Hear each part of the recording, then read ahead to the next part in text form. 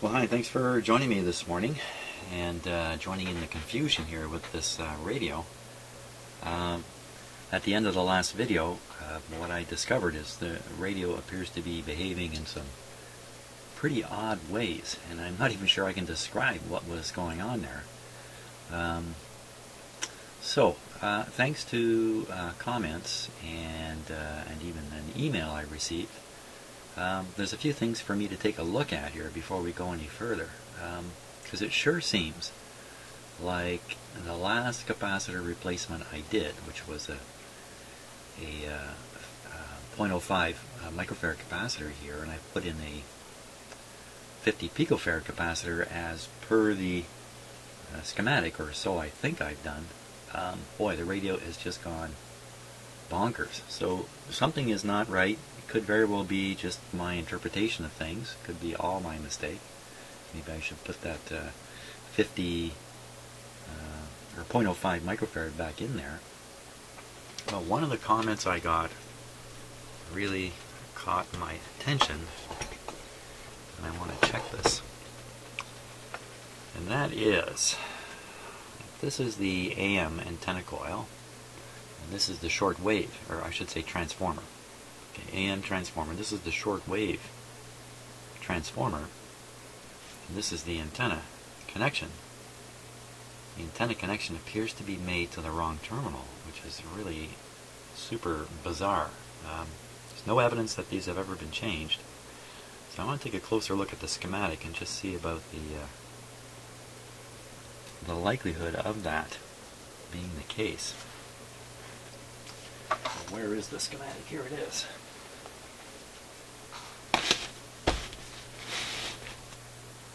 Let's just see if I can do this with this camera here. The focus may not cooperate. See? This camera, I cannot turn off autofocus. What a pain in the rear. Oh. Okay. Good. Stay there. Maybe my pointer may even trigger it, so. Okay, so let's see what we've got here. We've got a ground wire. It's just off the top of the camera here. I'm going to have focus problems. Here we go. Good show. We've got a ground wire and we've got an antenna wire. On the radio, there's only one wire hanging out. Now, the A wire, or the antenna wire, built-in antenna. Built-in antenna. Okay, so one wire attaches to the top of this pair of transformer coils. The other wire attaches to the bottom. And so let's see, the ground wire attaches to the chassis, and the antenna wire attaches to the excuse me, shortwave coil first. Well, you know what, that's how the radio is. That's exactly how the radio is. There it is there. Right on this coil. Okay, so that's not a problem. I think I'll keep the schematic handy here. Now, another thing I noticed is this capacitor, which I hadn't noticed before.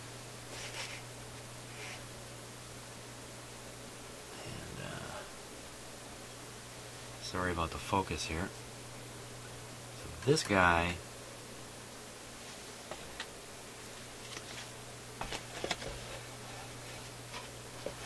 clumsy situation with my cameras here this morning. That guy's this guy, G20, but I thought G20 was that thing underneath.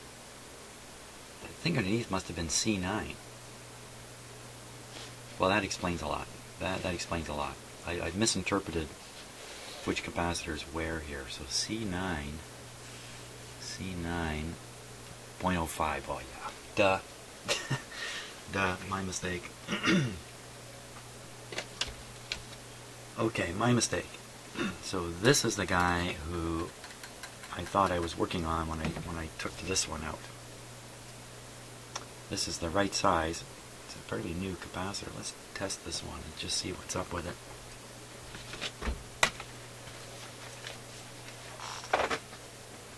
I'll put in a new one in any case.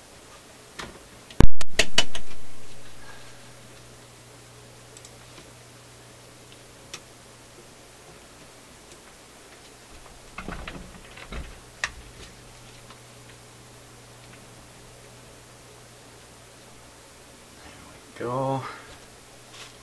Oh.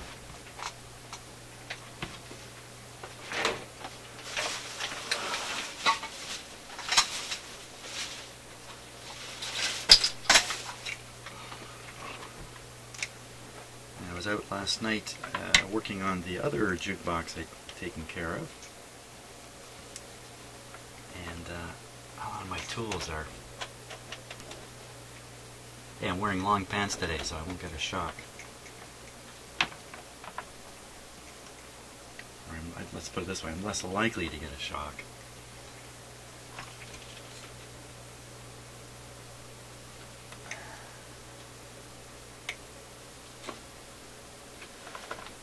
Okay, so we'll do the leakage test first. Excuse me.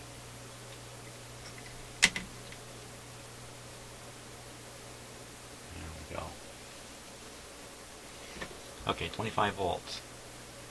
Yeah, not very good. Not very good. 150.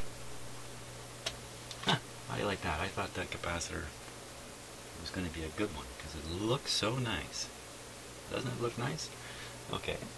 And what is the capacitor? It's supposed to be 0.05, so we should find it on this scale somewhere. It's not opening the eye very much. It was another indication of leakage, and it's reading high. 0.05 is there, it's reading 0.07, 0.08, but with the leakage this meter is untrustworthy. This measurement's untrustworthy. So there we go. Okay, it's worth changing that capacitor, but it's worth changing it with the right size. Okay, and that probably explains all the weirdness in this radio.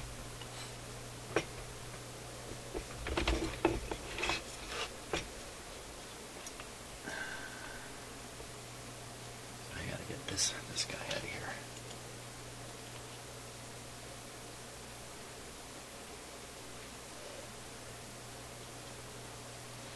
Still think that's a touch out of focus. So he's got to come out. I can put him where he better belongs.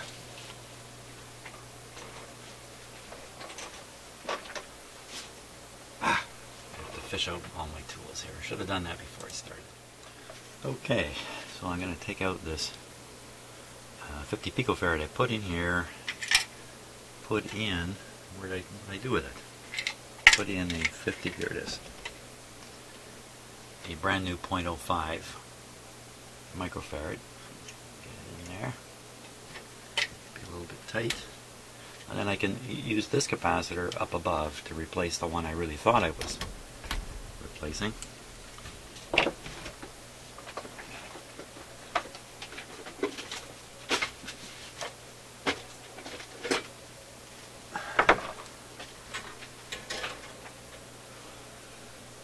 See how easy it is. There's a pretty light wires on this capacitor, so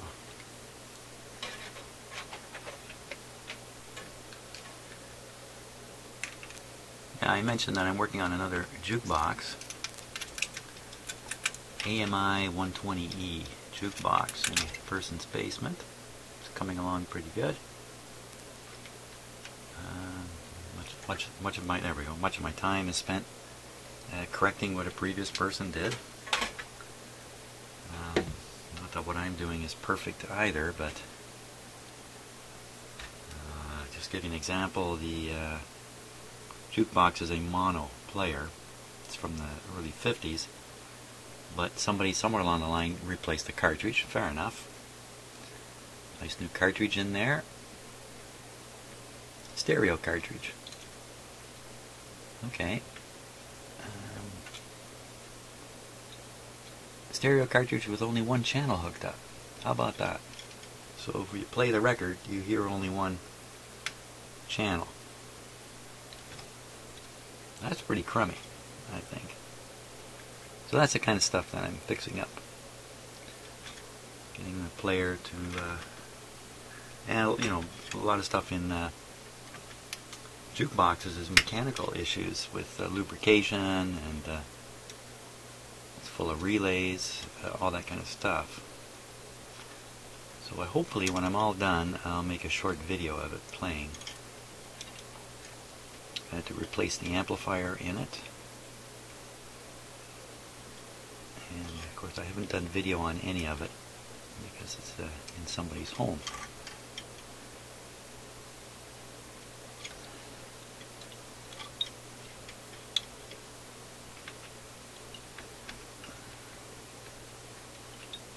Come on, stick on there.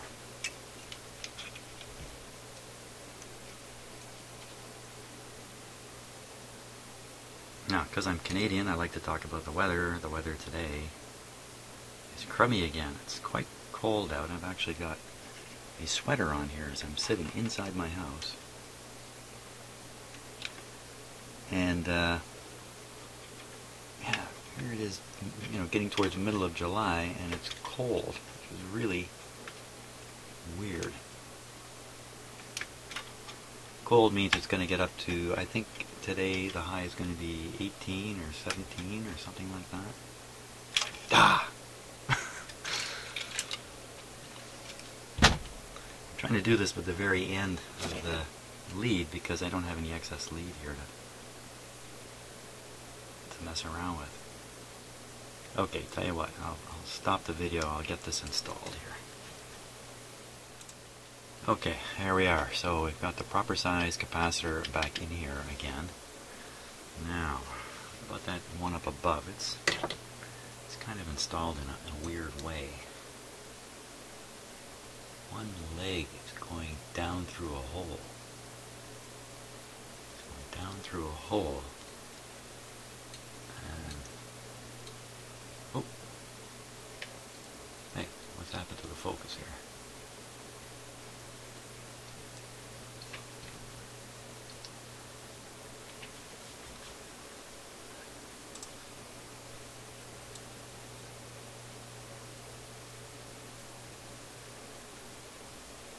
What the heck is that? What is that?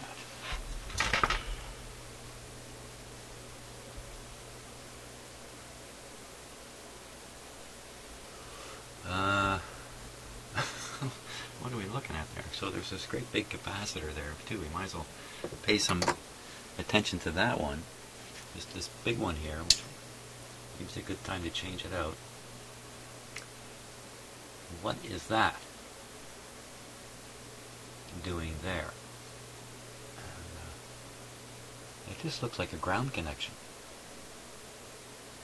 but kind of weird. And I'm looking up in this thing up here. Okay, let's find out where this capacitor is, what it is, where it is.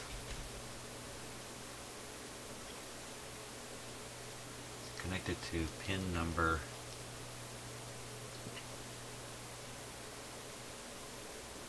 1, 2, 3, 4. Pin number 4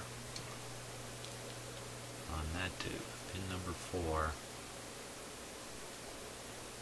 The tube says 1939 right on it.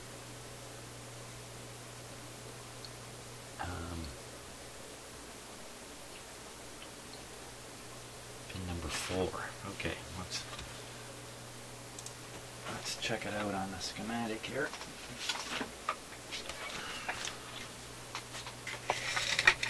Apologize again if this really isn't.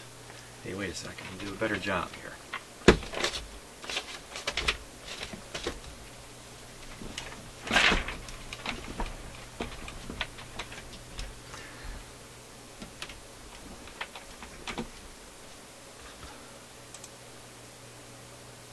Sorry about all the camera manipulation.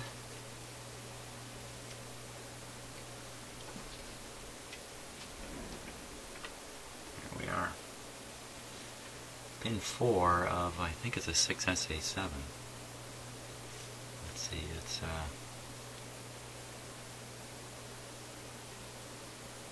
that tube right there, 6SA7. Hey, what? Oh. Hey, down here, 6SA7 right there. Okay. 6SA7 is a major tube in this radio. Pin number 4. No pin numbers. 6SA7, pin number 4. 6SA7.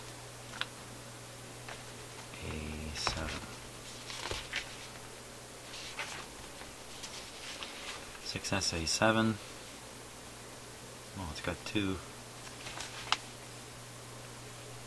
metal type 6SA7 glass octal.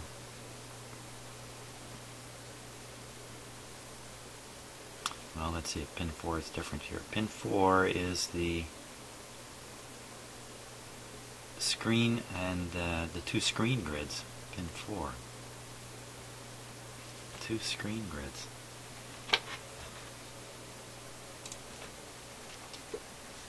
Two screen grids.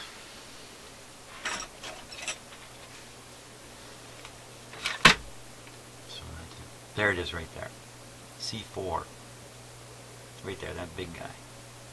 And C4 is a 20 microfarad dry electrolytic. So I need a 20 to go in there. There's no voltage rating at all on it. Well, there should be. There's definitely a screen voltage here, a few hundred volts. So something like a 22. The screen voltage is dropped by these resistors here. Interesting. So we can change that one out and stick in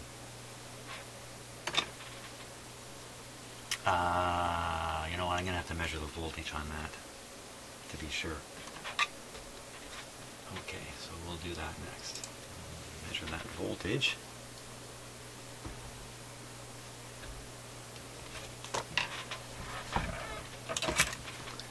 Are we safe? Yep, all looks good. Okay, switch on.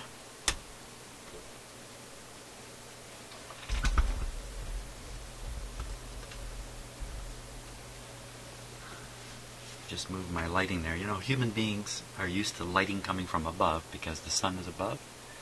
And any other style of lighting looks weird to us. So if the light is coming down from above, like it is now, it looks kind of okay. But as soon as you make the light come from below, it starts getting this weird, spooky look to it.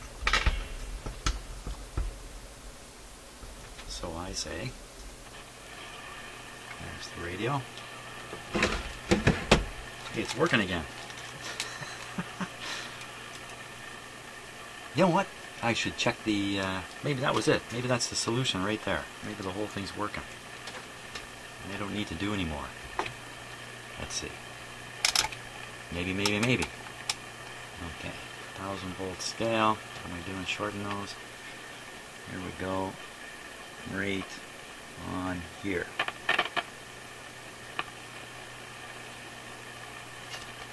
What?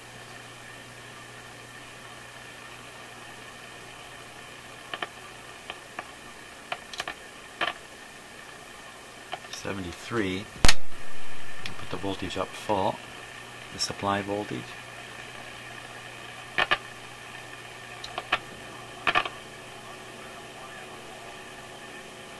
Not even 100 volts there. That's good.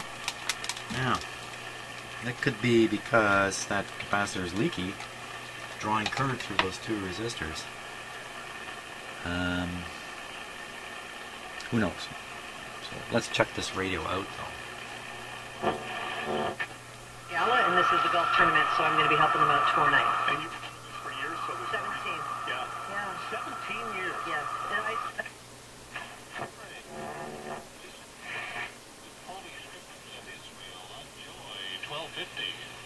Okay, so that's AM, 1250 AM. Dial accuracy is good. Listen, the sound's good. Good volume. Let's go to shortwave. Start it up full. Still not hearing much. We're up around 13 megahertz.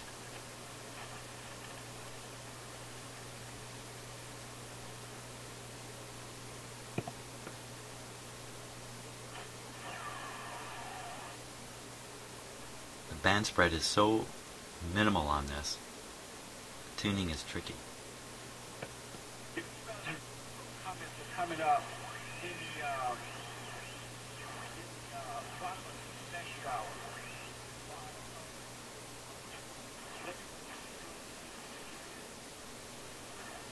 Oh yeah.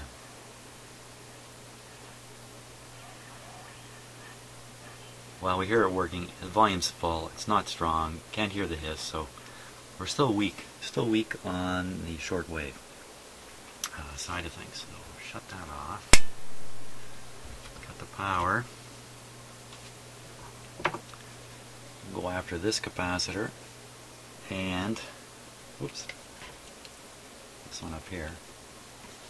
Replace that guy. And that'll get us better access to what's going on with this 50 picofarad one up above here.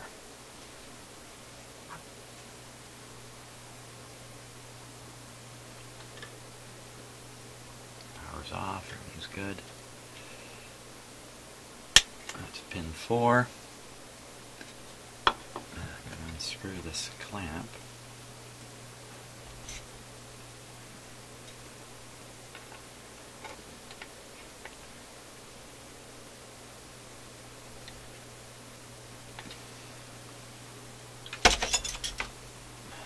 Maybe a bigger screwdriver here.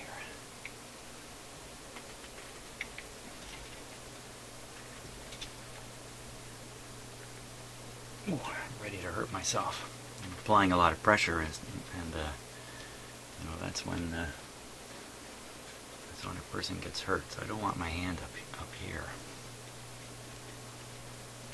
There it goes.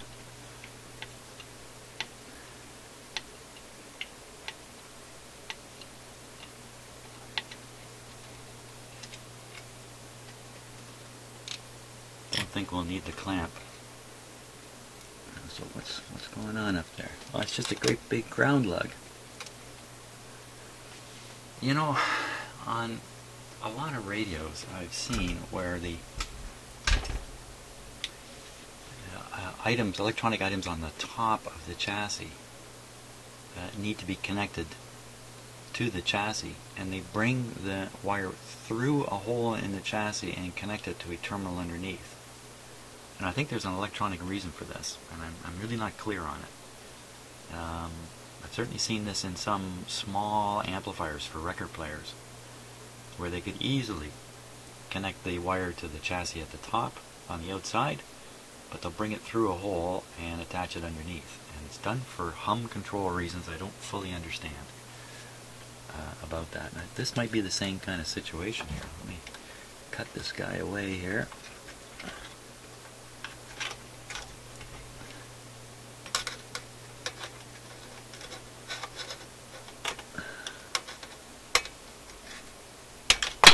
Goes. He's making a run for it. Got him.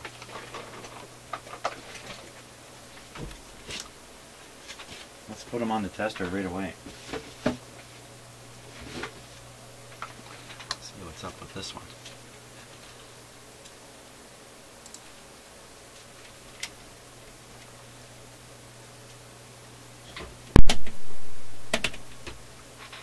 I just saw the autofocus go on here. Give me a chance to fix that up.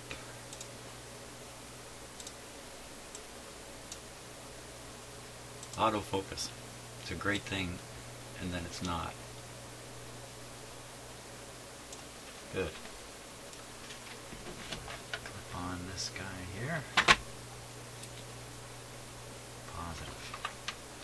Electrolytic capacitor. I gotta get the polarity right.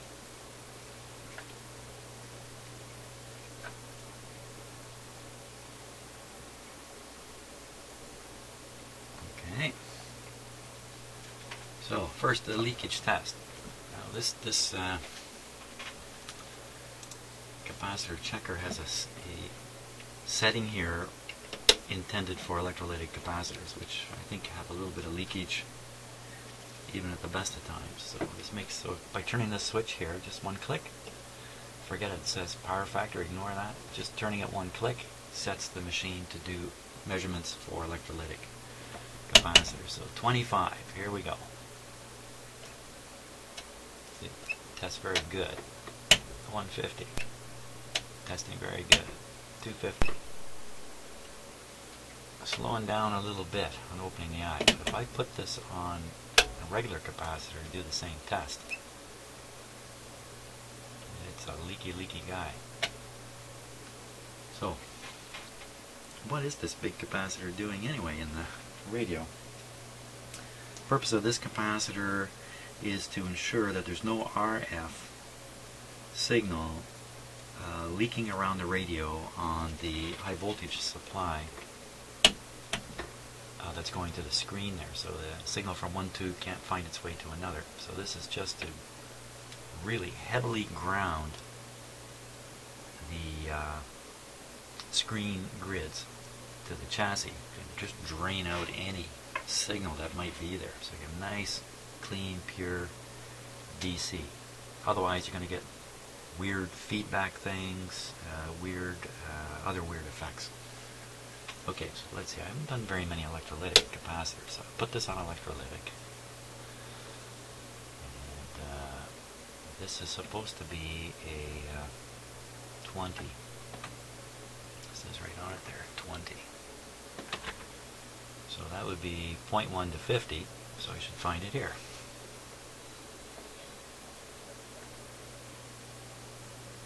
It's opening right at the extreme end of the scale here. That's not very good.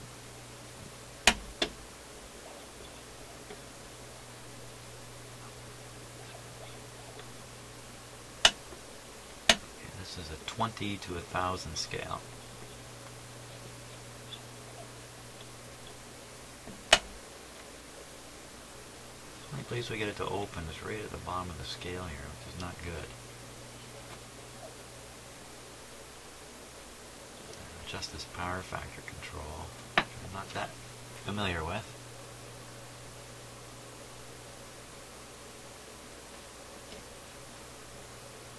If we turn this up full power factor, so this is again indicating that this is a bad capacitor. The actual reading on here at 0.1 is 0.1. It should really be reading 50. Yeah, that's the right scale. 0.1. It should really be reading 50. Way over here. Right there. So there's very little capacitance here. That's what I'm getting out of this test. The capacitor's leaky a bit, and it's certainly in a high voltage position in the radio, and it seems as if its capacitance is way off. That's what it looks like. Very, very bad. Use bad. Use a bad one. Out with the bad and in with the new. Now, while I've got it out, I can do something about this 50 picofarad, which is probably... I have a lot of faith in this style of capacitor. So you know what? Let's replace this other one first. Before I start doing two things at once, then I'll never know which one was the cause, or the, you know, I won't know which one caused what. So 20, I think this is going to be easy for me. I'll dig around and get a capacitor here.